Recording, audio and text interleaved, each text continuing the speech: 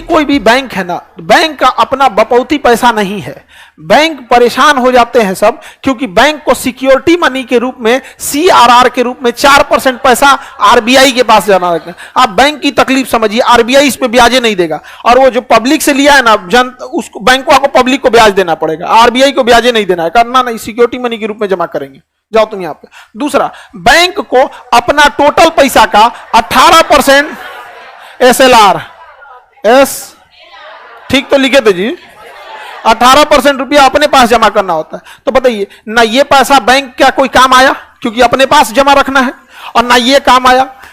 22% पैसा बर्बाद हो गया बैंक का, लेकिन इस 22% पे बैंक को तो कस्टमर को ब्याज देना है। इसलिए बैंक हर हाल में परेशान रहती है कि ज्यादा से ज्यादा लोन दिया जाए, और लोन उन्हें दिया जाए जो हाई रेट पर लोन लेते हैं, और रिकवरी बहुत इजी हो सकती है। जैसे अगर हम टाटा कंपनी को लोन देंगे, पता ही कंपनी डूबने वाली नहीं है, अडानी को देंगे, अंबानी को देंगे, चलता फिरता आदमी को लोन देंगे जिसका बिजनेस चल रहा है, तो हमारा लोन नहीं डूबेगा। समझा गया? लेकिन इससे बैंक को तो फायदा होगा, लेकिन गरीब पब्लिक को, स्टूडेंट को कुछ मिलवे नहीं करेगा। आप जाएंगे लोन लेने का, निकल यहां से, निकल यहां से, 4 साल पढ़ेंगे, उसके बाद तुम का कॉलेज में पढ़ेगा कोई, ठीक है, 2 साल मन लगा के पढ़ेगा, फिर कोनो आएगी तुमको 10 मिनट में मेंटल बना के चल जाएगी, निकल यहां से।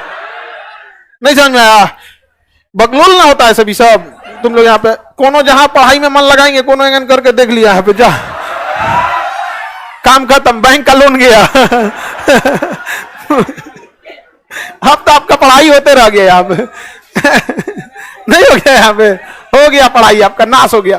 तो बैंक लोने नहीं देना चाहती, कहते थे लोन डूब जाएगा इनसो का, बैंक का लोन यहाँ, हाँ दिवालिया घोषित हो जाएगा। एक आदमी था, आइसक्रीम बेचता था, 1 महीना में उसका घाटा लगा दी सब। वो बेचारा स्कूल के सामने बेचता था, 10 रुपया आइसक्रीम को 5 रुपया देके, 5 रुपया कल ले लीजिएगा। वो ना इतना ना लोन दे दिया, इतना लोन दे दिया कि उसके पास तरलता का अभाव हो गया। नहीं समझा? तो इस सब पे नहीं जाना, मुस्कुरा के गोलगप्पा वाला का गिनती भुला देती है सब।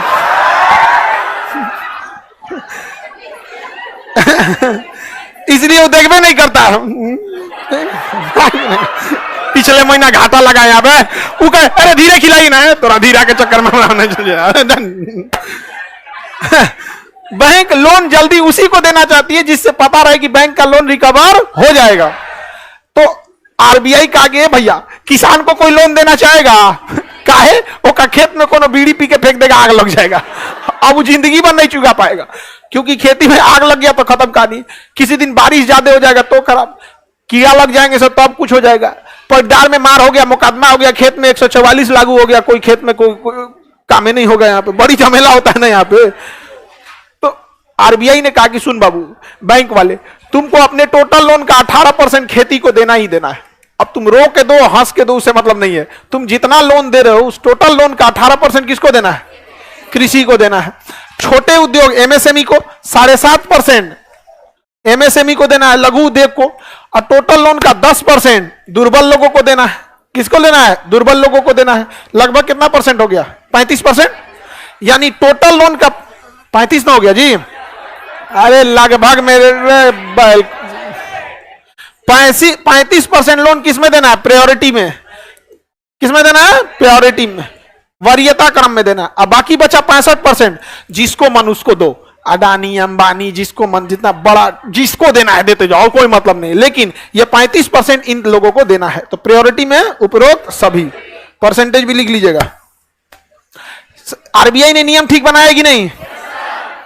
अब आप लोग जो स्टूडेंट लोन लेने जाते हैं, वो इसी 10% में मिलता है, दुर्बल वर्ग में जाता है। आपको लोन देगा ना स्टूडेंट को, तो बैंक वाला लिख देगा दुर्बल वर्ग में डाल दिए इतना। यहाँ पे किसान वाले लोग को, किसी का किराना का दुकान है, लघु उद्योग, समझ में आ गया कि नहीं आ गया? लघु उद्योग में कोई कोचिंग वाला है, उसको पैनल लेना है पढ़ाने के लिए, नया नया स्टार्ट कर रहा है, तो कौन सा देगा?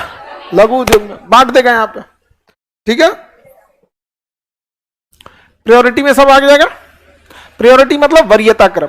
आरबीआई देखिए कितना टफ नियम बनाई है, और अगर आरबीआई ये नियम ना बनाए ना, सारा लोन अमीर लोगों को मिलेगा। अच्छा, बैंक की भी तो मजबूरी है।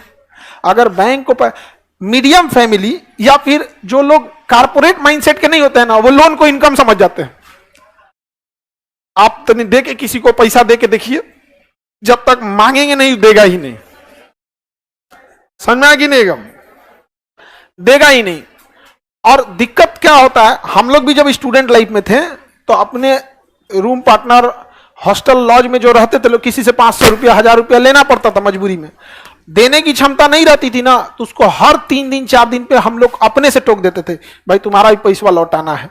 तो उसको ना कॉन्फिडेंस रहता था, तो नहीं समझ, इसको याद है यहाँ पे डर का लगता है ना कि जो ले ले है अब चर्चा भी नहीं करता है। तो हम लोग हर 2 दिन 4 दिन पे चर्चा कर देते थे, तो अपने से बोलता अरे चलो ना जब आ जाएगा तो दे देना। तो वो भी खुश रहता था कि नहीं लूटने वाला नहीं है। और सबसे ज्यादा गुस्सा लगता था कब पता है, खाना खाने 5 आदमी जाएंगे और में कोनो कहेगा हमरा भी पैसा दे देना, घर रूम पे चल के दे देंगे, और वहां जाके देवे नहीं करता था।